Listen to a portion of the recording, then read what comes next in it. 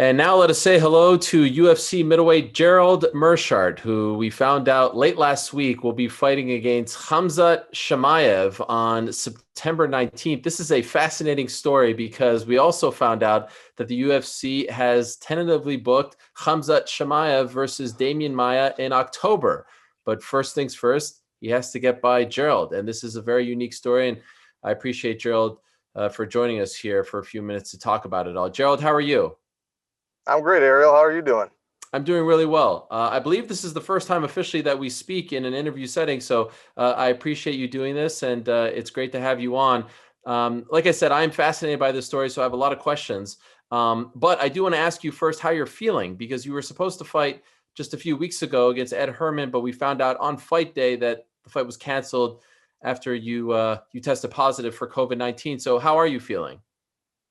I feel great. I was one of the few very fortunate people that my symptoms were extremely mild. I had a stuffy nose for a couple days, and other than that, I was still able to work out at home and stuff. I have a little home gym set up, so I stayed in pretty good shape, and I'll be ready come September 19th. And when that happened, because I know that they test you when you arrive in Vegas, but then they also test you after the weigh-ins. The initial test you passed, you were negative, and then on fight day you found out that you were positive? Correct. So we take a test when we fly in Tuesday, like you said, and then right after weigh-ins, we get tested again. So I got woke up by a phone call about 8 a.m. and they said, "All right, well, you tested positive on your last one, so we're going to give you another test, and then you got to wait 4 more hours to see if it was a false positive or not." And that was probably one of the longest 4-hour stretches of my life. And of course, you were involved with the Ian Heinisch situation back in June, where we thought that he was out of the fight, right? So this Right. has obviously affected you a lot. And correct me if I'm wrong, were you supposed to fight this weekend as well, and that fight got postponed? Obviously, you're now fighting September 19th, but what happened there? Right. So we tried to reschedule the fight at Herman September 12th, and it was one of those things where I thought I could still maintain and be ready, but I kept getting retested and I just kept coming up positive and positive, and there's no way to tell how often it's going to happen. And at this point it was like 3 4 weeks that I was coming back positive all the time, and my coach, myself, and my manager, we all talked and we decided, best to just tell them now. I don't want to waste my time and drive out there and test again. I don't want to waste Ed Herman's time, and I definitely don't want to waste the UFC's time. I fly out to try and give this guy a fight again, and then just test positive for, now I got to drive home again for really no reason. So, but then very shortly after that, very fortunately, I got a negative test finally. So should be good, unless, that one was wrong. But they sent one. I just took one a little bit earlier just to double check and make sure, and we should all be set. Okay. And by the way, are you driving from Wisconsin to Vegas? No, no, no, no. Okay. When I left Vegas, I drove back to Wisconsin Oh my gosh, because you how long can't did that fly. take? Yeah. I chopped it up into about 3 days. So, the drive through Utah and Colorado was very beautiful. And after that, it was a long drive. Oh my. And especially when you think that you're going to fight. I mean, it's kind of a bit of a downer, right? You think you're going to fight, you're now driving home with no fight. Um, Yeah. Not exactly the happiest of times, but the good news is September 19th, you do have a fight. Could I ask you, when did they approach you about this fight against Khamzat? I heard about it about a day before the internet did. So, pretty much when you guys heard about it is when I said yes. Wow. Okay. So that's not that long ago because we found out late last week. Yeah, I think I found out like Tuesday or Wednesday.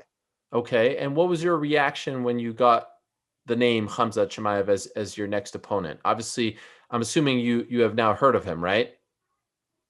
Oh, yeah, I saw his fights. I had heard of him. And as soon as they told me, I was like, yes, most definitely yes.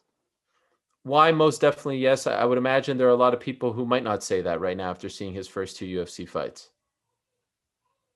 Because I'm tied for the most submissions in the middleweight division in the UFC. Ariel, I am the kryptonite to his Superman. All right, everything he does well, I can turn that into a bad situation for him, and I'm going to show everyone that on September 19th. Given that, and given your record, and given how good you are on the ground, are you surprised that they are booking you against him? Not really, because I get overlooked a lot, and not to be like oh, everyone's against me type of guy or anything, but if I'm being honest with myself, and I'm sure everyone's going to look at my record, I'm just above 500 in the UFC. I've beaten some all right guys, and then every time I try to make that next step up, I seem to have a little hiccup, and I'm trying to correct that right now. So they're probably figuring, okay, we'll give him a quick turnaround. He's got a lot of energy behind his name. This guy will be a decent test, but he should be okay. And then we're going to try and like force him onto some bigger name after this. Yeah, so it's very interesting because if you were just looking at this fight in a vacuum, given his first two opponents and now given you and where you're at, it kind of makes sense. Like there's a natural progression there, right? I feel like they're kind of moving him along the right way. But then you find out about the Demian Maia fight, which I'm told isn't signed just yet, but is something that they want for October. And Dana White, when he told this to the media late last week on Friday, I believe, he mentioned the Maia fight and said that they had another fight before. Like he didn't even mention your name. He mentioned the Maia fight, but didn't mention your name. What is your reaction when you find out that not only are they booking him against you, but they also have his next fight booked against a legend like Demian Maia? Look, Ariel, plain and simple, it's disrespect, right? He's got to get through me. Like I said, I have tied for the record most submissions in the middleweight division. I'm a dangerous fighter. I'm a game fighter. And look, I get it. He's undefeated. He's young. He fights just like Khabib, who's on a hot streak right now, got a lot of big following. And I'm pretty sure he took the two closest fights back to back, probably in UFC history. A lot of steam coming in behind his name. But you know what? If you want to root for, and this is the thing, I'm not undefeated, right? Like I said, I'm not going to be the blue chip prospect. But you know what I can do? I can be the miracle on ice. I can be Cinderella Man. If you want to watch somebody that's, scratched and clawed their way to get where they're at, then watch me. I got the blood, sweat, and, under my fingernails just from trying to fight my way back in it. And let me tell you something, Ariel. All these young kids coming up that think they can get by with 8 perfect wins like that, it's not going to happen. Look, he has never met resistance in any of his UFC fights. Every time he goes out there, he just runs right through people. What's going to happen when Khamzat runs into somebody that doesn't do exactly what he wants? What's going to happen when he tries to play out his game plan and what he wants to do turns into a nightmare? And that's what we're going to find out. I love this, Gerald. I love the fact that you are kind of assuming that underdog role, that you're not shying away from it. Is this kind of the perfect spot for you? Do you like playing underdog? Do you like playing spoiler? I love it. I absolutely love it. There's nothing that gets me out of bed more than when people tell me I can't do something. You know what I mean? And this is the perfect example. We've got a young, hungry fighter from across the sea that wants to come into the USA and try and beat one of their most hardworking, underrated fighters in the nation. Right? I've been around this game for a long, long time. Started fighting in 2007. I paid my dues, and it's time for me to start cashing in. Would you have preferred, and maybe not, maybe you like it, the way it's kind of laid out here, but it's very rare. Like obviously the UFC has plans, right? They know that this guy, if he gets by that guy, is going to fight that guy for the top dogs, right? But it's very rare that they actually tell us who's next before the upcoming fight, right? Like it's very rare that they double book someone like this. How do you feel about like it's one thing for him to accept these fights, but it's another for the promotion to do it as well. How do you feel about them doing it and making it public? Hey, I just get a chance to spoil their plans. You know what I mean? I'm going to take all his thunder and I'm going to run with it. So whatever happens on the 19th, people are going to know my name a lot better from now on. I'm going to inflict pain because even if I walk out of that cage and somehow, let's say I, lose a controversial decision or something, I promise you one thing. Khamzat is not going to be physically able to fight come October. As soon as he steps out of that cage, he's going to need at least 6 months to recover from what I'm going to do to him. Okay. So he has looked, I mean, virtually unbeatable thus far in the UFC, the 2 fights. People aren't even landing a single punch on him. Do you see holes in his game from what you've seen?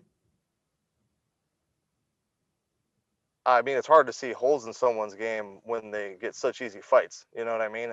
He fought a guy that came up from lightweight to fight him at welterweight. So he fought an undersized welterweight, really. And then he fought a guy who was a middleweight who, from what I heard, had a rough weight cut, didn't look like he had a ton of energy. And if we're being honest, he's dangerous if you decide to stand and slug with him. So now he's got to fight somebody. Not only can I strike, but I'm very, very good in the grappling department. And even though he's forced himself into a spot where he thinks if he's on top, he's winning, he might not necessarily be winning. And guess what? If he's one of those tough guys that talks about, oh, I tap, that's fine. I'll snap your arm off or I'll put you to sleep. I've put 2 people to sleep in the UFC already, so it's nothing new to me. What impresses you about him? I think he's going to be very mentally tough. I think I can break him, but it's not going to be easy. And I'm not going to kid myself about that or lie about it to anybody. Look, you're 8-0. You almost expect to win.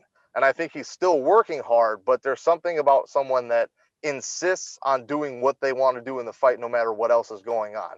He's going to come out. He's either going to throw a head kick or some strike, and he's going to shoot. Every single fight it goes drops to his knee, shoots the double leg. If he misses that, he comes up to a body lock, and then he mat returns. And then he's going to force you to his corner, try to get you against the cage, and he's going to wrist ride and try to beat you up until he can choke you. Well, I got answers for all of that, and he's going to do the exact same thing the whole fight. He has no idea what I'm going to do to him. Now, obviously, a massive fight, massive stakes. You're fired up, but in reality, you're getting, 2 weeks to prepare for it. In a perfect world, would you have preferred a little more time? I mean, maybe in a perfect world, Ariel, but it's not a perfect world. You know what I mean? Like I said, I've been fighting since 2007. I got almost 50 fights. If I don't know how to fight by now, what am I even doing? And like I said in a different interview, if he was to show up right now in the parking lot, we can scrap it out right now. I'm a vet. I got plenty of tools in my tool bag. I'll figure it out. A very confident fellow, dare I say cocky, talks about wanting to fight an hour later and lining people up and the top dogs and whatnot. What do you make of him, his persona? Does he rub you the wrong way? What do you think of him? I don't think much of him at all. I just know that I got to beat him up. Okay. And I understand that you are actually in Missouri right now, training with your fellow teammate Tyron Woodley, who's headlining that card against Colby Covington. How long have you been there? Because I would imagine, Tyron, what a great training partner to have for this particular fight, right? Given his wrestling background, how long have you been in Missouri with Tyron? Actually, I was training all up in Milwaukee.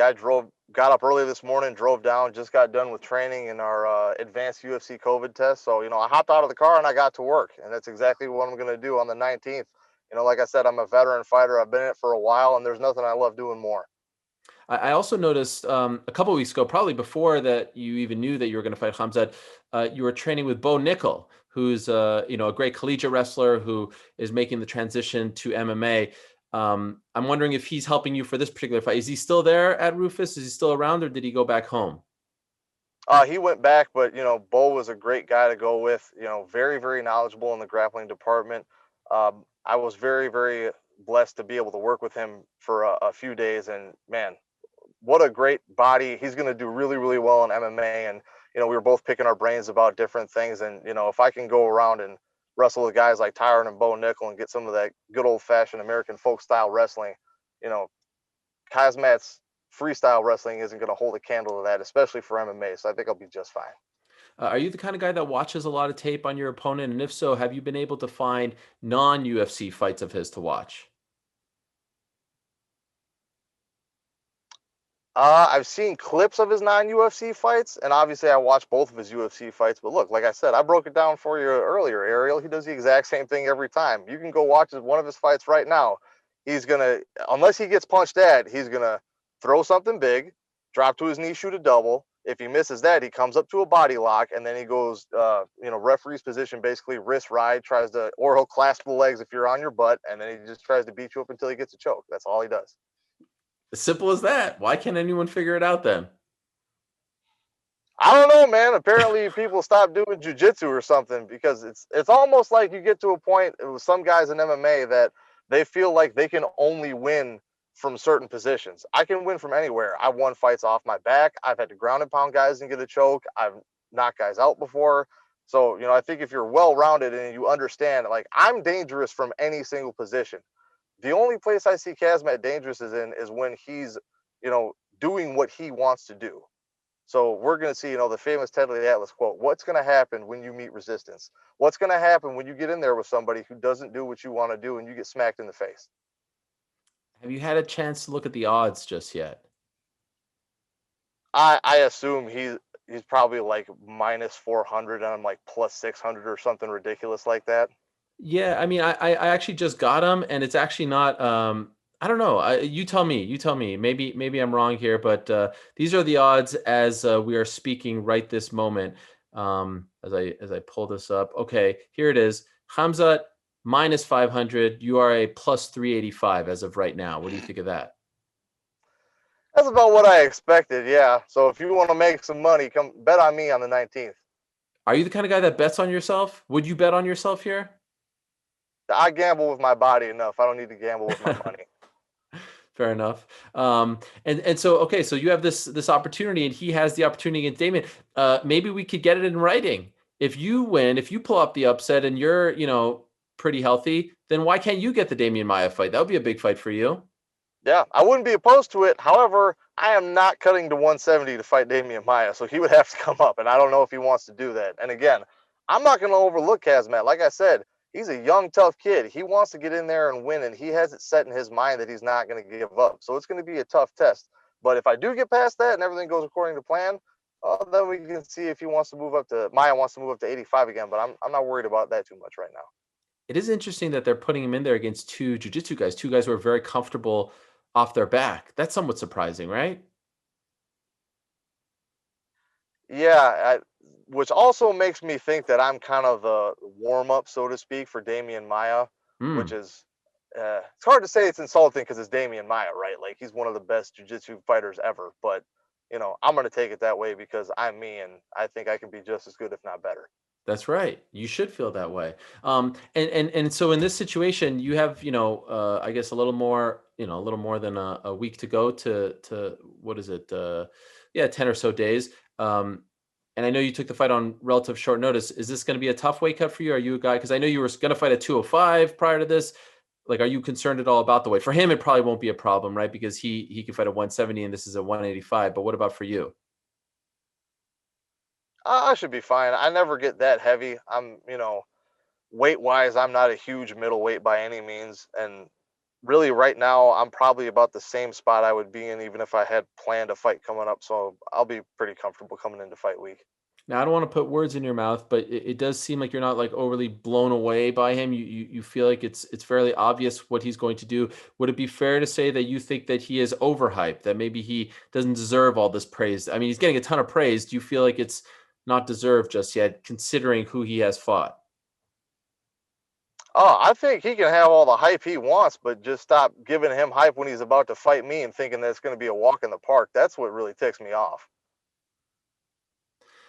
I love it. I love it. You're getting me fired up. I want to watch this fight tonight. I love this. Someone needs to assume this. You can't just be a nice guy in there and play the role of the guy who's going to lay down. You got to go in there and say, I love that picture that you posted as well. Stopping the hype train. This is great stuff. This is the kind of stuff that gets me fired up. We've lost some of this in this sport, Gerald.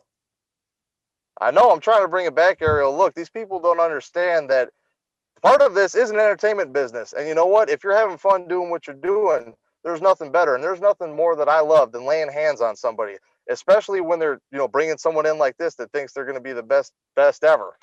And you know what? Last time I checked, when the two superpowers collided, it was the USA that came out on top. So I think we're going to have a repeat of that Saturday night, and I'm going to show the world that we got some of the best grappling in the world.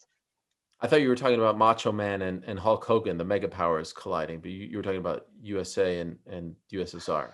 Yeah. Yes. Are you a big pro wrestling fan? Oh, not at all. Why do you ask that? I don't know. I feel like the way you kind of talk and you set up the fights, are you kidding? Are you messing with me? I'm messing with you. Yeah, of course I'm a big wrestling fan. Ariel, what red-blooded American isn't a wrestling fan? Come on now.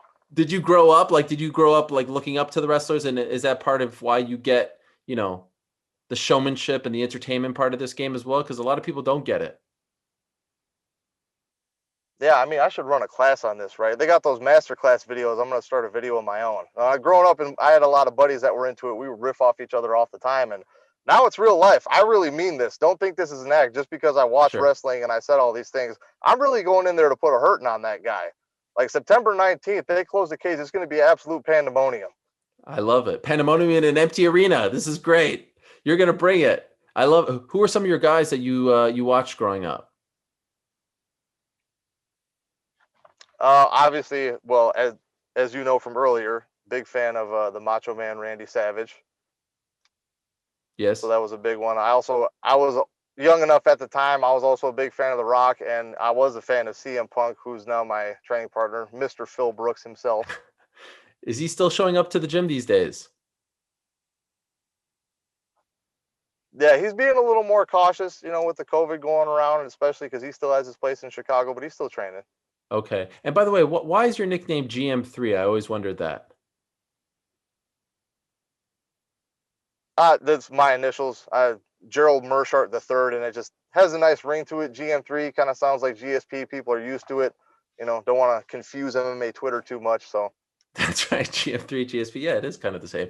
And I'd be remiss if I don't ask about your saxophone. You're well known as the greatest saxophonist in UFC history, if I got that right. Where does that come from? Why did you get into that particular instrument? I was a really big fan of blues growing up, and it was something I wanted to do. I did it all through school. I've said this before. Funny enough, before I started fighting, I was actually going to college very briefly to become a music teacher. So that was my path before. And then, super easy, similar transition into cage fighting.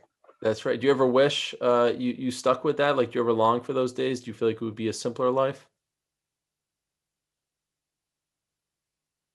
No, being a teacher right now, no, absolutely not. I don't That's I don't true. know how you Zoom conference teach a bunch of kids for music class. That would be very, very tough. Do you still play? Yeah, I'll play some stuff here and there. I'm probably a lot more rusty now than I used to be, but I can still hang a little bit. I only know of one famous saxophonist. Maybe I'm missing one. I obviously know of the great Lisa Simpson. She's the only one that comes to mind. Who, in your opinion, is the greatest of all time in that regard? Mm, Coltrane was a really good saxophone player. Charlie Parker is probably the guy that most jazz old school people are like really high on, so he was really good too. Okay, yeah, I have heard of Charlie Parker. Okay, so to round this out, September 19th, Khamzat Chimaev. Gerald, I don't know if you know this. Khamzat Chimaev already has his next fight booked. He's fighting in October against Demian Maia. I don't know if anyone's told you this. He thinks he's going to come in there in Las Vegas. They moved mountains. I heard they moved mountains to get him a visa to come to Vegas to give him a showcase fight on one of the biggest cards of the year, Colby Covington versus Tyron Woodley. They found a guy who perhaps they think is dumb enough to take this fight, and they've already booked him in his next fight. Could you believe this, Gerald? Could you believe? So could you tell us what's going to happen on September 19th? Could you paint the picture for us? Could you play us this song? Ariel, Helwani, September 19th, two men are going to walk into a cage, and only one man is going to walk out of that cage with both legs underneath him, and that man goes by the name of GM3. Let's go. You want to give us more detail, or do you want to keep it to yourself? I'll keep it to myself. Okay, fair enough. Gerald, I appreciate this very much. This was a lot of fun. I wish you the best, man. I love the way you're handling this. I think it's the perfect way to go about it. And I wish you nothing but the best come September 19th. So good luck to you. Thank you for doing this, and we'll talk to you soon. Hey, Ariel, I really appreciate it. Black Lives Matter. Thanks for watching ESPN on YouTube. For live streaming sports and premium content, subscribe to ESPN+.